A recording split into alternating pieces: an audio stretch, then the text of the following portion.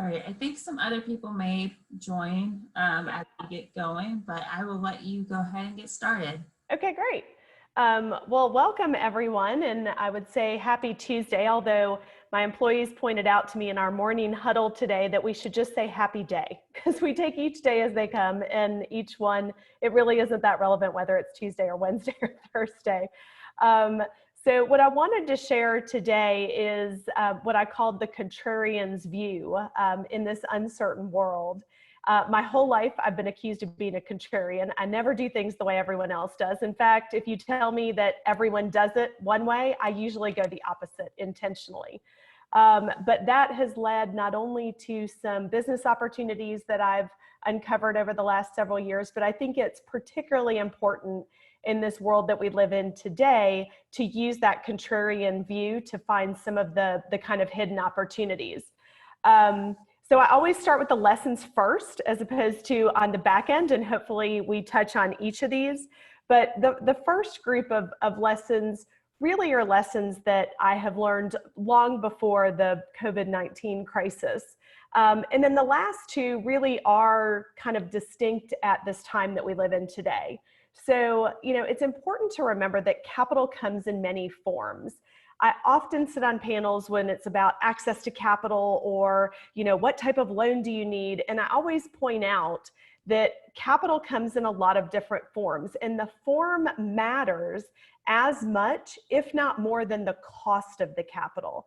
Because all too often we rush off and we look at, one type of capital that might be cheaper or more expensive than another type of capital, but we don't stop to think about the non-numeric costs, whether that is restrictiveness of use or restrictiveness on your business, or simply the way that that capital gets reflected in your financials, which can either help or hurt your access to other types of capital.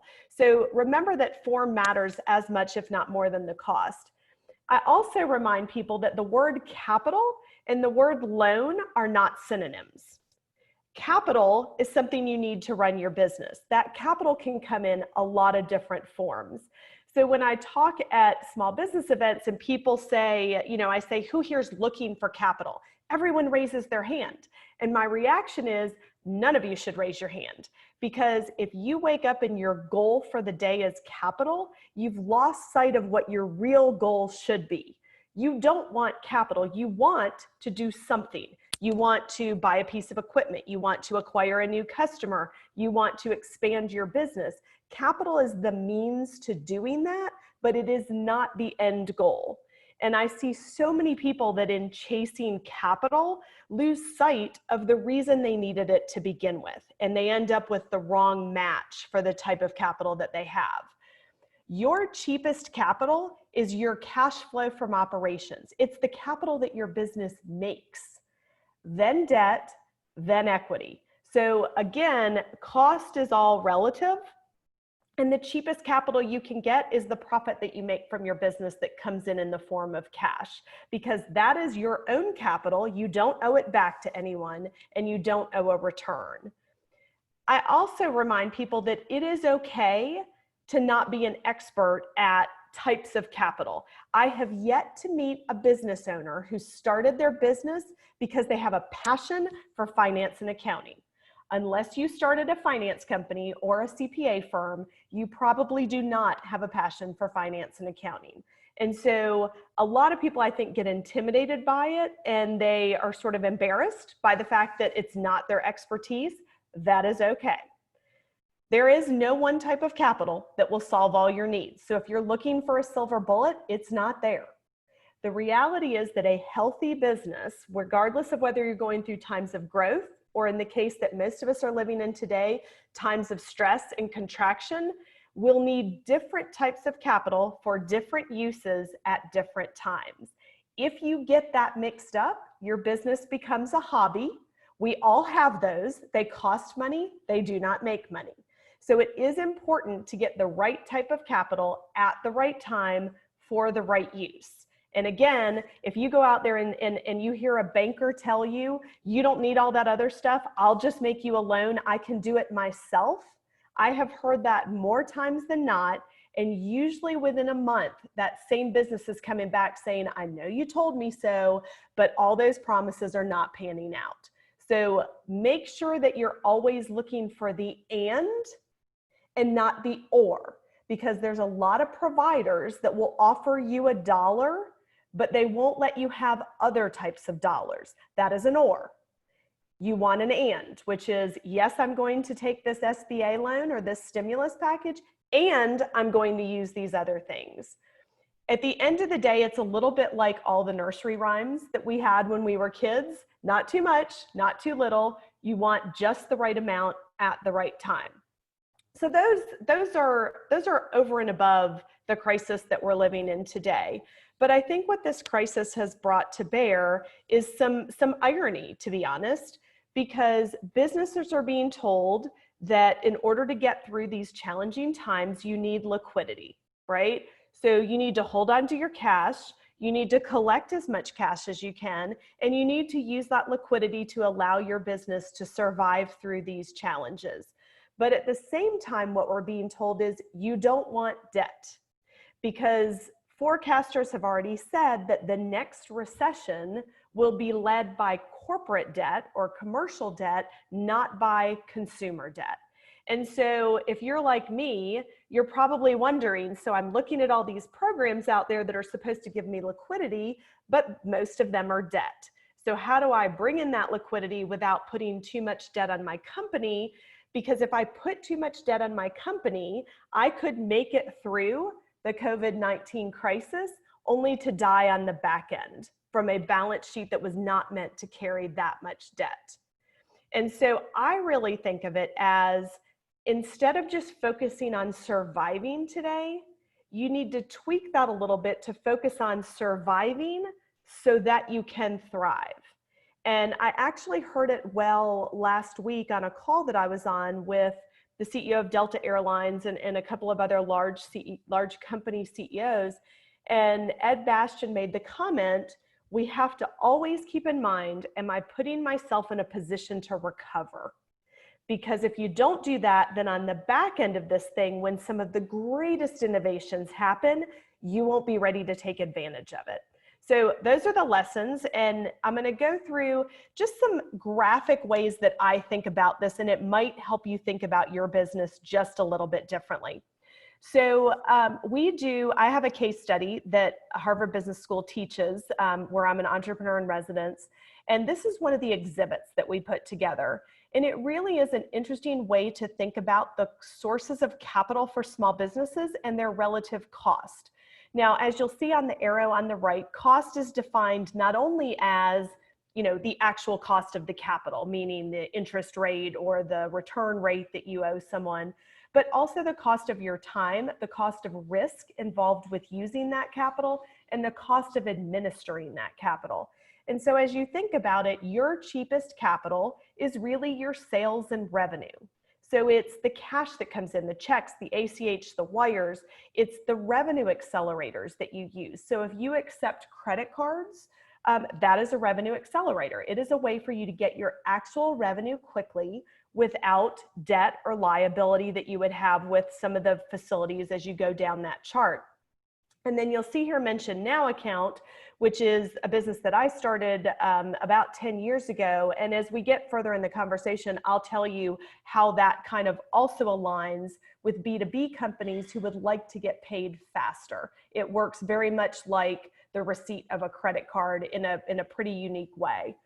But as you go down that chart, you would then look at grants, and certainly some components of the new stimulus package start out as a loan, but have the potential to essentially turn into a grant. So those are very interesting to look at.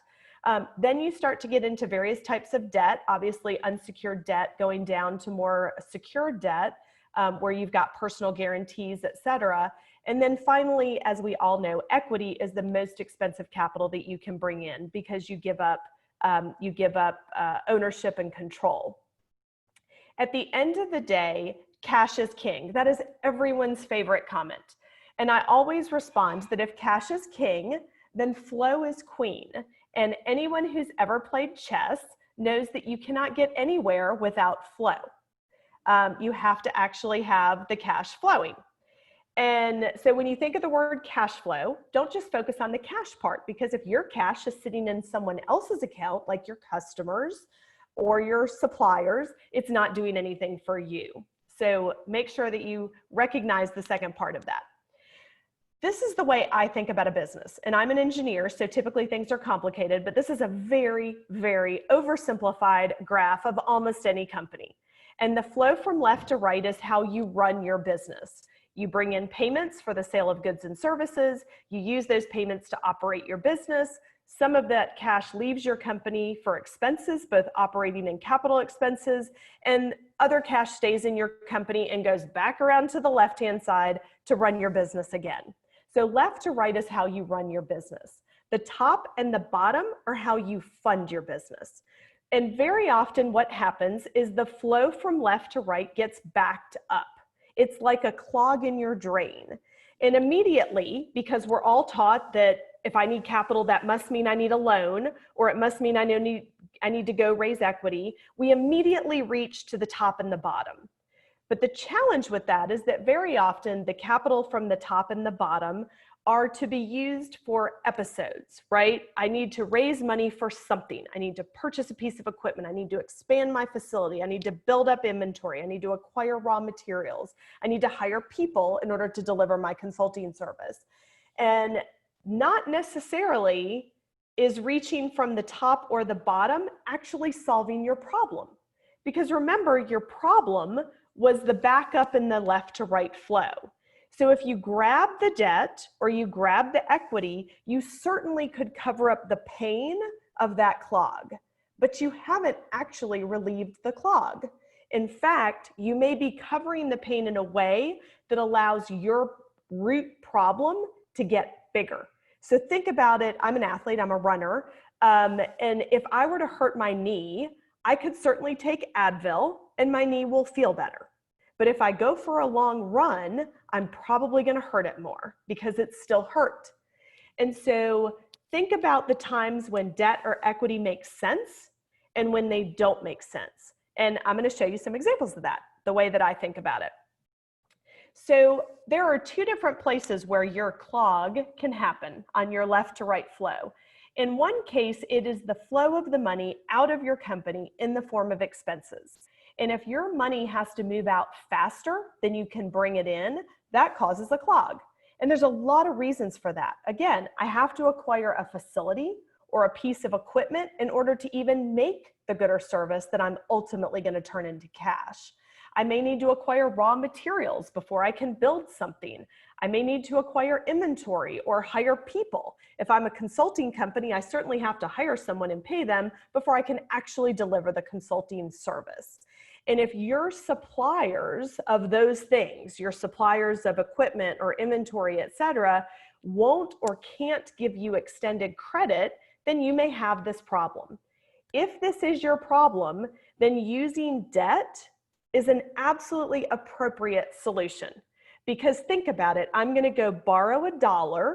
That dollar is going to go into one of the things on this list. It's going to go into the facility, into the equipment, into the raw materials, into the inventory, or into the people that are then going to deliver the good or service and turn that dollar back into cash with a profit, unless it's a hobby. And with that profit, I'm going to pay down the debt. Makes all the sense in the world. And that debt, if we go back to my earlier chart, can come in the form of a term loan, a line of credit, or if it's a much longer term asset, then it may make sense to use equity for that. It may also make sense to use your contractors, right? So maybe turning some of your fixed cost into variable cost by contracting out as opposed to an employee could also be a solution. So this is the scenario where a lot of our traditional solutions make a lot of sense. But let's look at the other situation, which is typically what drives most people's clogs. In this case, the clog is on the front end. It's that your money is slower coming in. And if anyone here serves other businesses or governments, if you're B2B or B2G, this is almost always your problem unless you are in a SaaS model where you're prepaid for your service, in which case this would not be your problem. But for most businesses, the money is slow coming in. And that means that you have delivered your good or service and you do not simultaneously or prior get paid for it. If your accounts receivable is greater than 0, this is your problem. Now, if you're a retailer, this is not your problem because retailers don't have accounts receivable. When they sell food at a restaurant or a good in a store and you hand them a credit card, they get paid immediately. So when and if you pay your Visa bill is not their problem. If you have accounts receivable greater than 0, if the time that it takes your customer to approve and process invoices is long, then this is your problem. And if you're serving any Fortune 500 company or the government, this is always a problem. They will tell you that they'll pay you within 15 days, but it's within 15 days of invoice approval.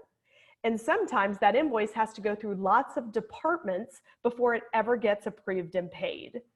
It could be that your customers, because they're larger than you, demand extended terms. So for example, if Coca-Cola is one of your customers, their normal terms are net 120, which means you're going to give them the good or service, whether that's a marketing service or you've sold them some materials, you're not going to get paid for at least 120 days. And that causes a massive clog in your drain.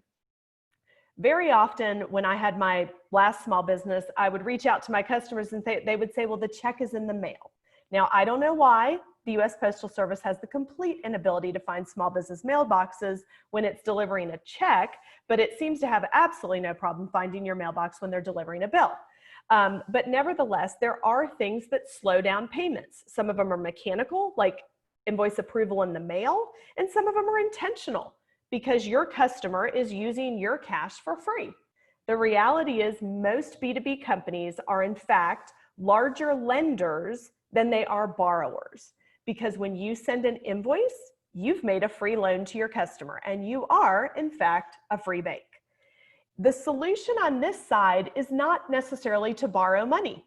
And while there are lots of lenders that will more than happily give you a line of credit to manage your working capital, it does not solve the problem. It in fact allows you to give more terms to your customer and become a larger lender. If this is your problem, the types of solutions that work better would be to require a credit card for payment. Many companies are more than happy to pay with a card if you ask them. Now you're going to pay a merchant fee for that, but the reality is you're going to get paid immediately. When and if your customer pays their Visa or Amex bill is not your risk. And so that might make all the sense in the world, especially during the time that we live in today. Because if you could get that cash flow from operations that you've already earned, it's yours. If you could get that today, you have no debt. You can use that capital to help your company get through. You could require prepayment or pay on delivery. And if you have a SaaS business, you're already doing this. You're a subscription model. You're making people pay you up front. But I understand with most large companies, you cannot force them to prepay you or pay you on delivery. Coca-Cola will say, no, thank you. Most large companies will say, if you don't want to give me an invoice with terms, I'll just work with somebody else. And this is also the scenario where the solution that I developed 10 years ago, NOW Account, is particularly useful for B2B companies where credit cards are not an opportunity. So let me just tell you a little bit about NOW Account, and then I've got a few more conclusions to think about, and then we can open it up for questions. So about 10 years ago, I had a small business that was growing extremely fast, and this is a picture of it. It was a spill-proof bottled water for children. And I initially started the business and I was selling into small retailers, small distributors. They were great. I shipped 5 cases here to the Parity shops at the Atlanta airport. I was in 15 airport stores. And when I would ship the product, they would give me a purchasing card. It was great. I got paid immediately. I went off and delivered on the next order. But a year into that business, I started selling to Whole Foods and large retailers. And a funny thing happened. I started selling truckloads.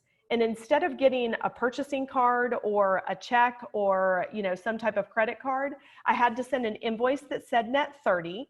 And I quickly realized that net 30 was just a suggestion because most cases they took 3 to 4 months to pay. But at the same time, I had to pay my vendors and my employees. And so while it wasn't the COVID-19 crisis, it was my own personal crisis because my business was essentially growing to death. And this same problem happens when you're growing quickly, or in the case of the world we live in today, when you're forced with a short-term constriction of your business. And so everyone told me that I should go get a line of credit, borrow from my bank, or try factoring. And I already told you, I'm an aerospace engineer. So if you tell me that everyone does this, my initial reaction is, well, if everyone's doing that and everyone has this problem, it can't be a great solution. There must be a better way. And so I was sitting at lunch one day and it occurred to me that retailers never wait to get paid, but they used to. Because 20 years ago, 50 years ago, your parents would have had more credit from retailers than they ever did a financial institution. They had house accounts. The show Cheers wouldn't have existed if Norm didn't have a house account at that bar. And so what happened is retailers used to wait to get paid. They used to wait every month for people to come in and pay their bills. But when the credit card system came out, all of that went away. So if you sell to consumers, you do get paid immediately. You accept the card for payment, you pay a 2.5% to 4.5% merchant fee. When and if the customer pays their bill, not your problem. And the reason it works so well is the consumer bought themselves 30 days of float. That's why they use a card instead of cash. But in the world of B2B, there's a mismatch because almost any seller of a good or service, especially in the time that we're in today, would gladly take a credit card. But their customer will not pay with a card. Why? Because if Coca-Cola pays you with a credit card, they now owe the bank. And if they don't pay that credit card statement on its due date, they get assessed interest and penalties. But if they don't pay your net 30 invoice on the 30th day, nothing happens. I mean, you can charge interest, but it's not worth the ink you printed it on. I used to offer 210 net 30, and my customers would pay me 60 days later and take the 2% discount. So what I realized is that we had an opportunity to connect the dots and create a payment system that allows you to elect to get paid immediately when you deliver your good or service, even though your customer does not agree to pay any faster. And so the way it works, if you sell a good or service to another business or government and you deliver the good or service and they won't prepay you and they won't pay on delivery, but you'd like to get paid immediately, you simply process the transaction on your NOW account. You get paid the full amount of the invoice immediately minus a one-time 3% processing fee. So for you, it feels exactly like your customer handed you a Visa card. You book your revenue as cash and you book an expense. No liability, no balance sheet impact, no debt. It's not a loan, it's not factoring. Your customer still gets the invoice, they still pay when they feel like it, they still make the check or the ACH out to you, but they remit it to a lockbox that we control. So for your customer, same old accounts payable. They don't have to sign anything, they're not a party to it, they may not even know that it exists.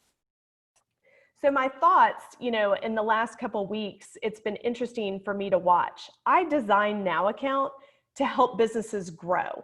That was my mentality. It was really pretty selfish because it was my problem and I just needed to solve it.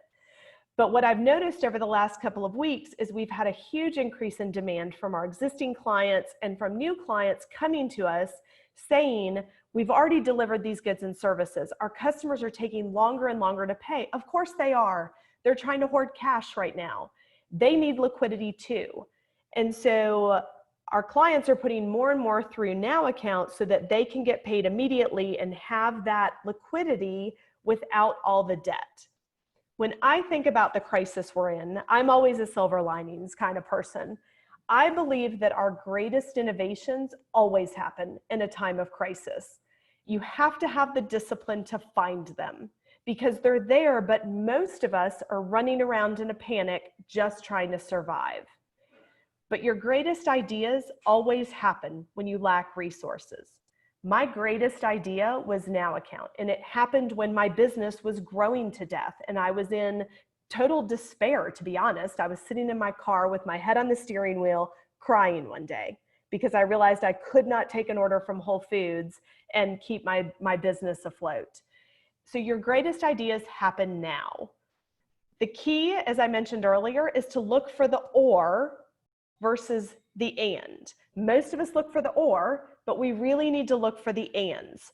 So if you're going to go out and access, all of these great stimulus package programs, you also could take credit cards or use a NOW account or use some of these other tools. If you have a line of credit from your bank, you also can take credit cards or use NOW account. If you have a loan or an SBA loan already, you also can do these other things.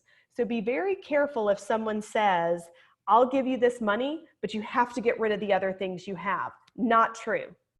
Make sure that every dollar you access is an and, otherwise you're just exchanging dollars. And that doesn't make sense for anybody right now. And at the end of the day, I'll start with what I ended with, which is make sure that you are putting yourself in a position to recover, as Ed Bastian at Delta said. Make sure that you're surviving to thrive, because there's going to be some amazing innovations on the back end of this thing. And that's what we would love to see all of you in a position to do.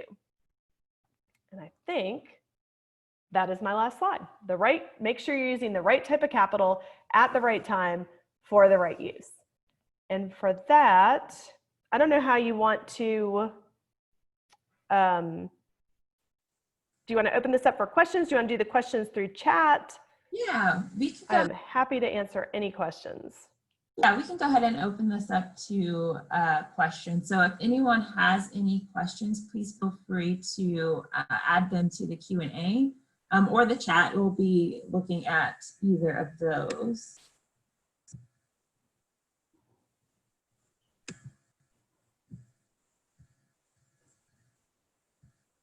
And then I'll also see if I can open this up. All right. Kayla, I don't see any questions. I'm either that good or I've rendered everybody speechless or I've confused all of you.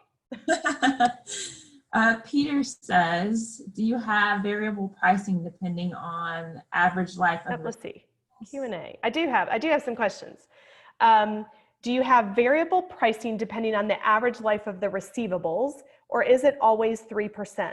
So our pricing is not variable based on when and if the customer pays. It is a flat processing fee, but it's based on the terms that you put on the invoice. So if you have a net 30 invoice, it is a one-time 3% fee. It does not matter if the customer actually pays the invoice in 30 days, which never happens, or if they take 60 days or 90 days, or if they never pay. If the customer actually doesn't pay, that's our risk.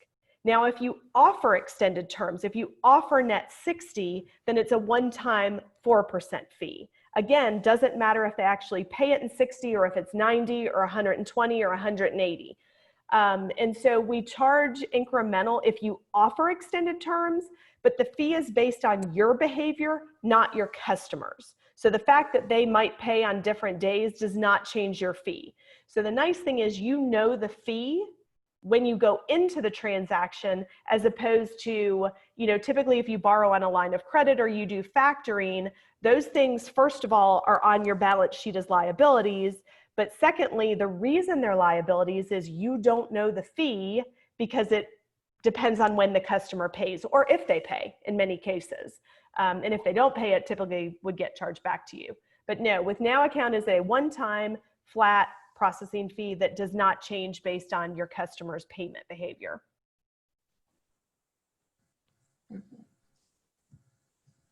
Any other questions?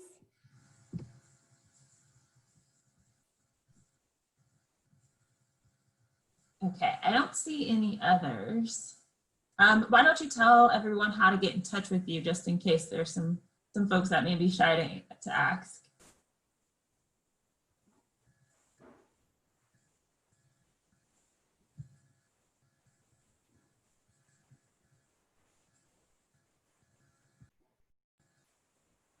Right. Can you hear me? Well, Kayla, I don't see any other questions. And I'm not sure. Let me see here.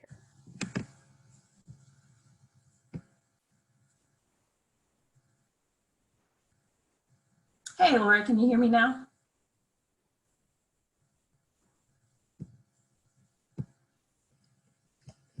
All right, well, I don't see any other questions. I certainly don't want to take anybody's time because the one thing small business owners have less of than money is time.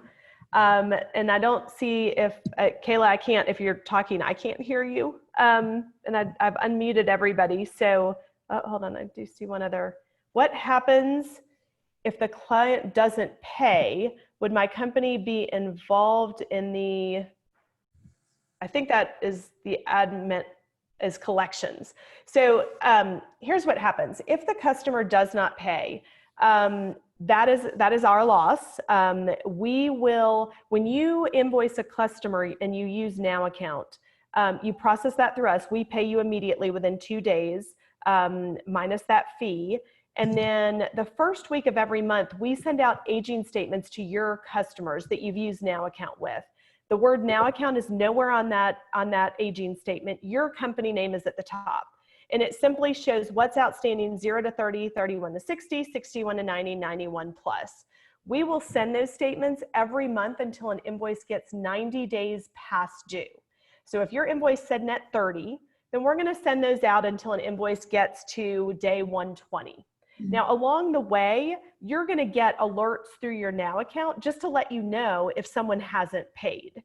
And most customers, an average net 30 invoice pays in about 65 days. So that's normal. So when you get these alerts, if they're 30 days past due, it'll be green. If they get to 60 days past due, it might start to turn yellow. If it gets to 90 days past due, it starts to turn red in your sort of reporting system. Along the way, you're still talking to your customer.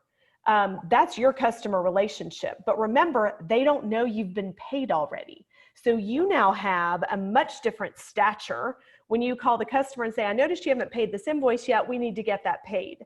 It sounds very differently than without NOW account. You might be calling saying, oh my gosh, I need to be paid this week because I got to make payroll. That is a different tactic when you look panicked. So the customer doesn't know you've been paid already. You're still going to follow up and you're going to let us know what's going on. So let's say, for example, you had a net 30 invoice to AT&T.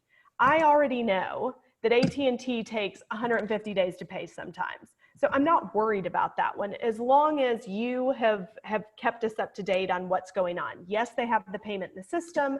Yes, they're going to pay it when they feel like it. But if we get to that 90 days past due and we haven't heard anything and you haven't heard anything, then we're going to file a claim with our insurance company and we're done. So we don't do what you would think of as hard collections. We would file that as a claim with our insurance company. But once that happens, if you gave us another invoice with that customer, we wouldn't take it until they have made good on their older invoices. So it doesn't affect your ability to use NOW account. Remember, we don't sort of blame you for your customer's behavior, but you wouldn't be able to use it with that customer until they have paid their older invoices. I have another question. How did you recover your capital problem with Whole Foods? Well, that's interesting. I started NOW account. I really didn't. You know, it was such a frustrating time because I was getting larger and larger orders. Whole Foods was sending me notes saying, you know, your product is flying off our shelves. We're going to put you in more distribution centers. But it was taking forever to get paid through their distributor, UNFI, and ultimately Whole Foods. And it's, you know, I actually had to turn down some orders because to accept the order from Whole Foods, I had to commit to delivering within a time frame. And because they hadn't paid me for the 3 orders before that, I couldn't take it. And no business owner goes into business to turn down orders. So that was the day I sat in my car and cried, to be honest. But that's what caused me to start NOW account. So Nourish, the company I had before, I still own the patents, I still own all the molds. And I had both that and NOW account going for a while, but then NOW account became such a big opportunity because everyone would come to me and say, everybody has this problem, you know, where were you 5 years ago? And so I finally kind of just put Nourish on the side while I focused on NOW account. So I never really did solve it, to be honest. Whole Foods still would take that long to pay. It's probably longer today. Okay, so do you currently have any construction companies? Yes, we do. Construction can be challenging because some of the behaviors that are in construction don't work very well for us. So we have people that range from subs like, you know, architecture firms and engineering firms and roofing and flooring and everything in between. And we have some, you know, general construction companies. Has to be B2B, so it has to be commercial. And the one thing we cannot do is contingency payments. So it's very common in construction to have a contract that says pay on pay or pay when paid, which means that you will get paid if and when your customer gets paid, if you're a sub to a prime. We can't do those because there's not a date certain that the payment is actually due. And so our insurance company can't cover that. So we do a lot of folks, as long as they're billing like time and materials or perhaps something delivered, like one of our larger clients built substations for power companies, and they bill the delivery of a piece of the project. That we can do. But so yes, we do work with some construction companies, but it is very, it's a very specific part of the industry that works for us. A lot of general construction just doesn't work because the behaviors that are normal in the industry add a lot of risk for us. So another example is it's very common in construction to show up on the job site and exchange a lien waiver for a payment. That does not work because the payments have to come directly to our lockbox. So construction, we would typically say probably not unless it's a specific way that we can work with it. Let's see. So I don't see any other questions. And I can't hear Kayla, but I know you're there. So I'll just let everybody know how to get in touch with me. You can certainly go to the NOW Account website, which is nowaccount.com, and my contact information's on there. You can also email me at Lara, which is Lara, .Hodgson, HODGSON, at NOW Corp, so NOWCORP.com. And I am happy to answer any questions either about NOW Account or about all of the other options, because as I mentioned, I'm an entrepreneur in residence at Harvard, and most of the work I do is helping people think about the different types of capital that they can access and how to do it. And I will also mention one of the things that we're working on right now. Many of our clients have come to us to ask for help in accessing some of the new programs that are part of SBA's emergency relief or ultimately the stimulus package. And so we are quickly putting together some tools to help our clients and even non-clients access those programs and help them figure out which ones work best for them. Because if you've tried reading it, it is very complicated and you qualify for some things and you don't for others. So we are trying to mobilize our expertise to help folks understand how to best make use of those programs as well. So happy to help you in any way, whether it has anything to do with NOW Account or not. And I guess that's it. So thank you so much for spending 40 minutes with me, listening to me ramble. I hope you all have a great day, and I hope you all find some amazing innovations that you can come out of this thriving.